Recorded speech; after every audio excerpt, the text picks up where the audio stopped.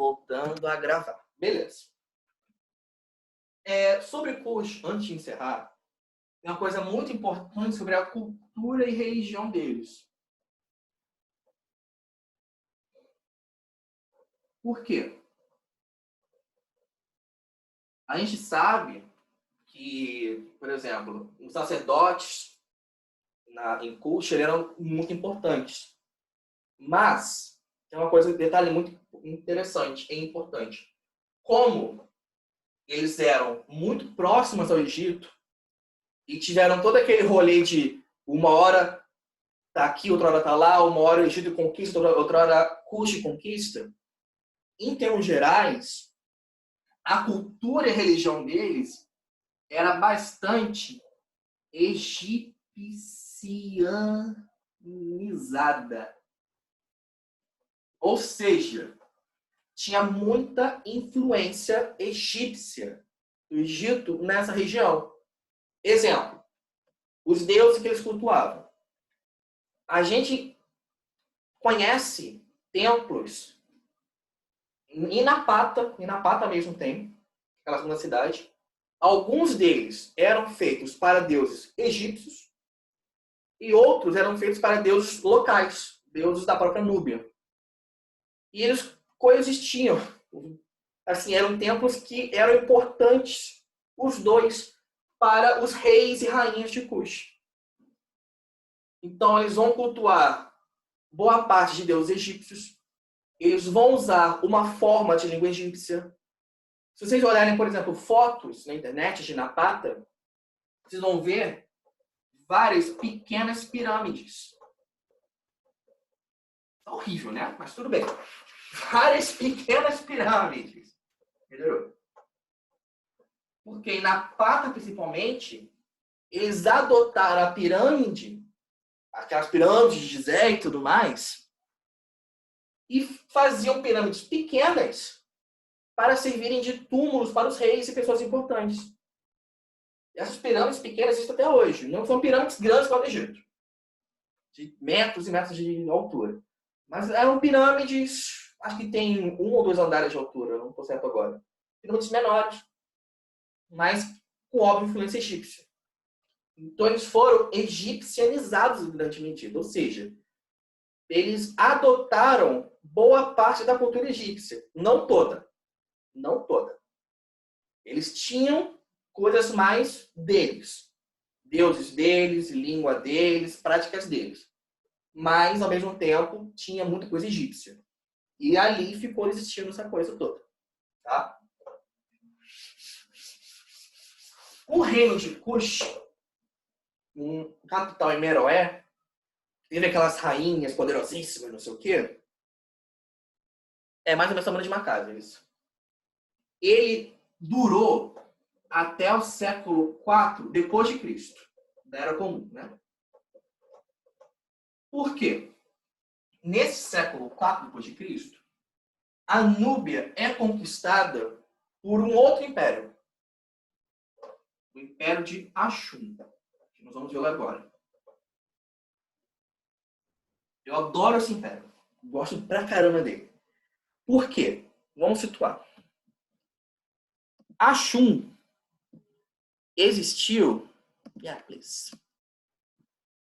Estão vendo essa região aqui da Etiópia, no mapa que eu estou mostrando para vocês?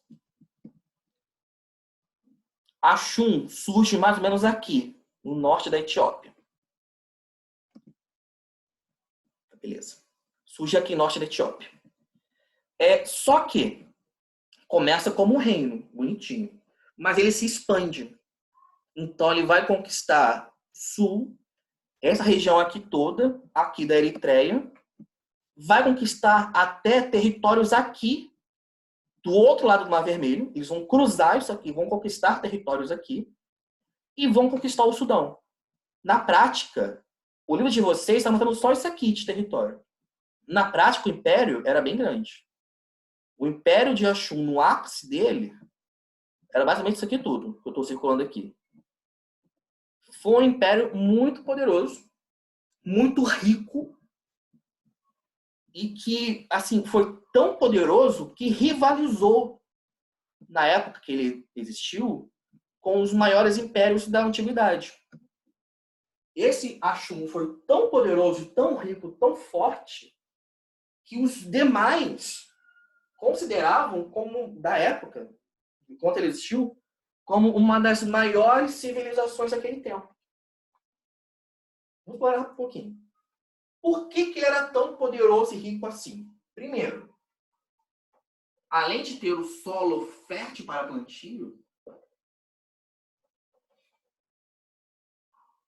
esse Império de Axum, ele atuava muito no comércio internacional.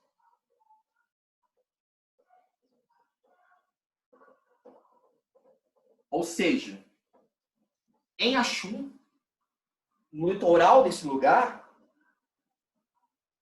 navios vinham do mundo todo. Então ali ia comercializar egípcios, gregos, romanos, até gente vinda da Índia, bem longe, bem distante. Indianos iam comercializar em Axum. E esse império, ele também era um lugar que vendia uma coisa que era muito importante. Na verdade, era considerada de luxo, né? Marfim.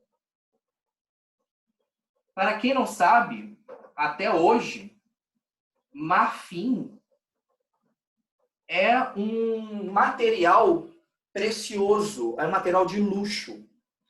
E o marfim, para quem não sabe, ele é extraído das presas do elefante. Como é que se extrai marfim, ora bolas? Tem que achar um elefante com presas, um elefante adulto, e mata o bichinho. Aí você pode extrair aquelas presas dele. Até hoje, o marfim, até hoje mesmo, é um item caríssimo e de luxo. Uma joia de marfim puro é caríssimo. E Axum, esse império de Axum, como tinha inserção ali na África, né? Ele estava ali já quase no meio da África, ele atuava muito na caça de elefante e na venda de marfim. Preconceito com o quê? Como assim preconceito?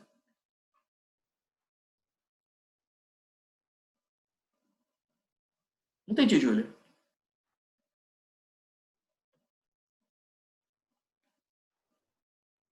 Hã?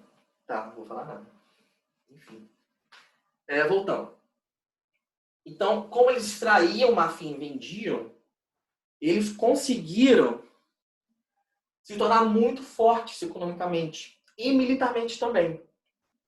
Uma coisa legal de Axum é que o rei, na verdade, assim, eles tinham um rei principal.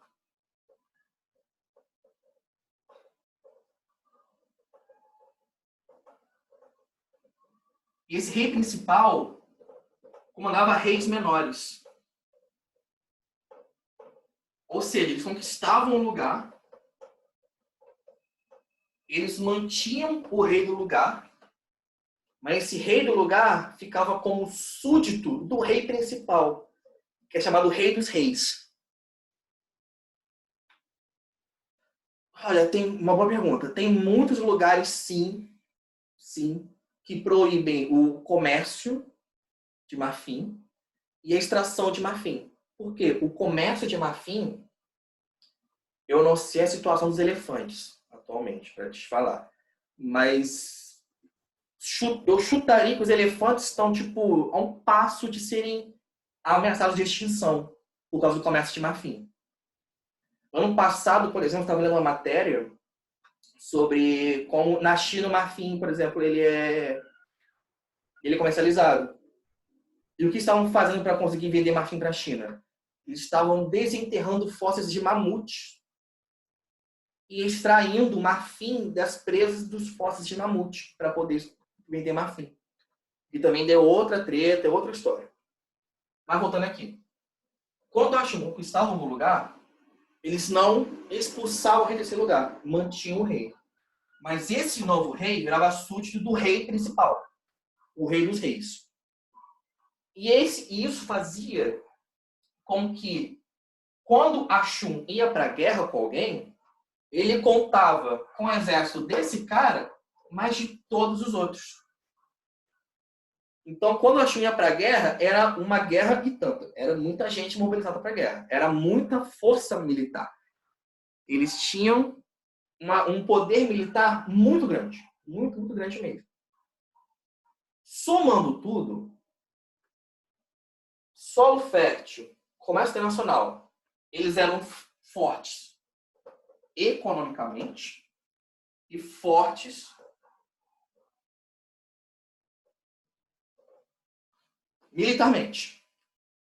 Isso aqui fez com que Ashum, que surge no século I depois de Cristo, uns 2 séculos depois, como eu falei, fosse reconhecido pelos outros países como um dos mais poderosos impérios daquela época. Romanos falam isso, gregos falam isso. Uma coisa que acaba sendo marcante desse poder deles. Ao contrário da grande maioria, Ashum produz a própria moeda.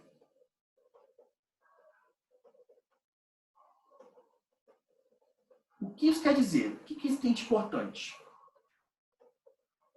No século I, II, III, já existe moeda. A moeda surge alguns séculos antes.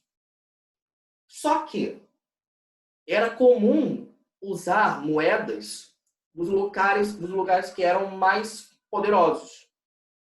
Então, quando a gente for ver sobre Roma, por exemplo, eu vi que Roma fazia moedas, porque Roma era um grande império. Ashum, como produz a própria moeda, ele faz isso como forma de falar que ele também é poderoso. Ele conseguia produzir a própria moeda, não dependia de a moeda de alguém que fosse mais forte. Não tinha que a moeda de algum lugar mais forte vir e ser usada em Ashum. Não. Eles tinham o próprio sistema monetário. Isso, para a época, é um sinal de muito poder. Muito poder mesmo. Ok? É interessante desse lugar chamado Ashum algumas coisas. Por exemplo, na religião, os deuses que eles adotaram, como era um lugar de comércio internacional, os portos de Ashum tinham pessoas do mundo todo. Então, em termos de religião, eles adotaram deuses de vários povos. Da Arábia, da Mesopotâmia, dos gregos, indianos. Mas, no século IV mesmo, Ashum se converte ao cristianismo. Isso tem na apostila que vocês não se preocupem.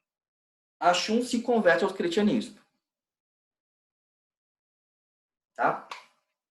Só que, apesar de ter sido um dos primeiros países cristãos do mundo, Ashum demora alguns séculos para afirmar esse cristianismo.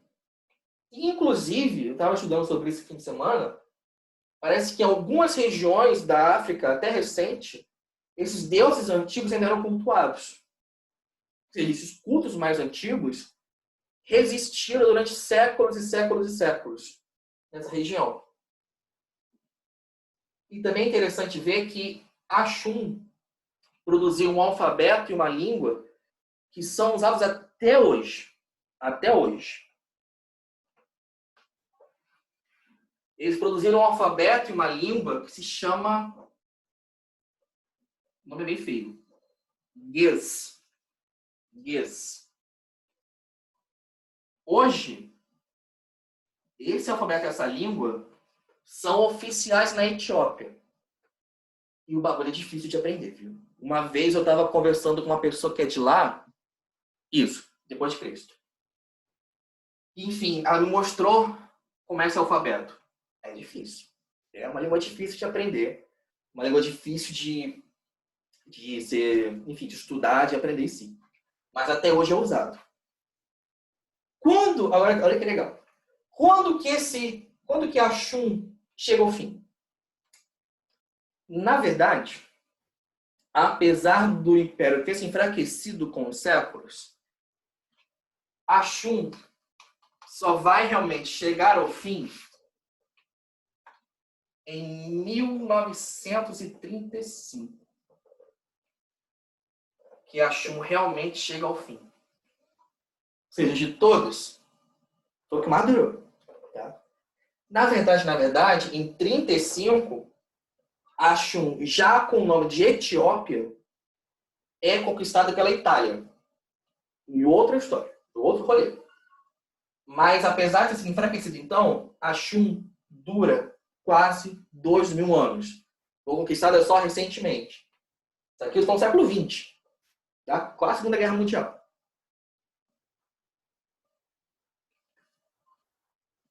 Por último,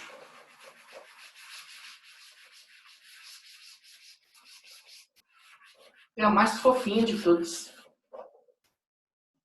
que é Cartago.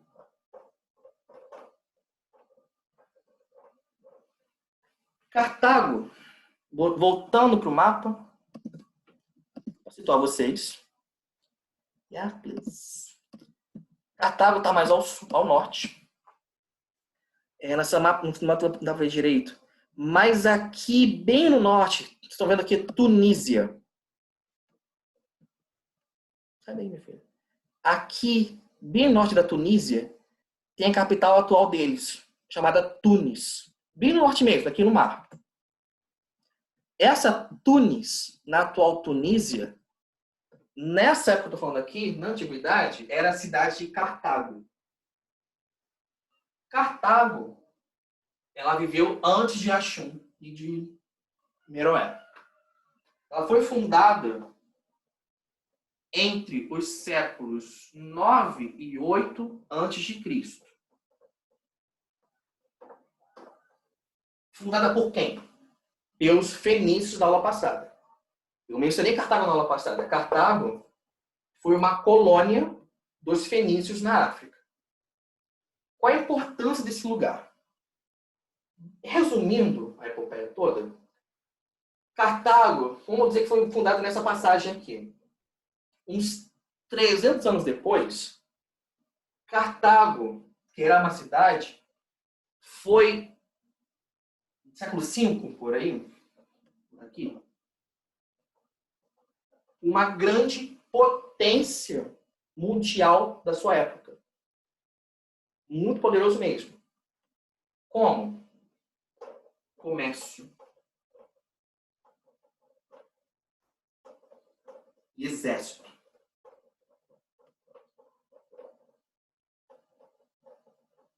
Cartago foi muito poderosa no comércio. E muito poderosa militarmente. Mas é muito poderoso mesmo. É só uma cidade. Mas estima-se que no apogeu, ou seja, no ponto mais alto, quando Cartago estava no máximo do seu poder, tiveram em torno de 400 mil habitantes. Gente, hoje, que a população mundial é de 7 bilhões, uma cidade de 400 mil habitantes é uma cidade de pequeno para grande porte. De médio para grande porte. Itaguaí tem metade disso. Tem população mundial de 7 bilhões. 2.500 anos atrás, 400 mil habitantes é uma... Não sei nem como comparar. Sei lá. Seria uma Nova York hoje da vida. Seria uma cidade enorme. Uma cidade enorme, enorme, enorme, poderosíssima. É muita gente, não tem noção. É muita coisa. É muita coisa. Para a época, a população mundial deveria ser o quê? Alguns milhões? Por aí? Acho que sim, né? Quando eu falar isso. 400 mil habitantes é muita coisa. É uma potência mundial sem comparações mesmo.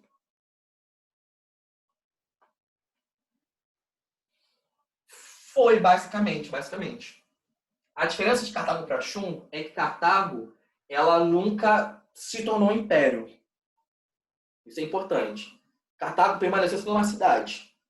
Claro, ela tinha a sua área da cidade, que era grande. Tinha uma parte urbana, uma parte rural. Mas ela não apesar de não ter conquistado nada, ela comandava o comércio no mar Mediterrâneo todo. Pelo menos da parte próxima a ela. Ela mandava e desmandava. Então, Cartago foi muito poderoso. Foi muito grande. Spoiler. Cartago só chega ao fim quando eles têm uma guerra contra Roma. Roma consegue, depois de 3 grandes guerras, na verdade, que duraram 100 anos, consegue destruir Cartago. Mas foi penoso. Cartago quase, muito pouquinho, faltou isso aqui, não domina Roma. Por muito pouquinho mesmo, Cartago não conquista Roma.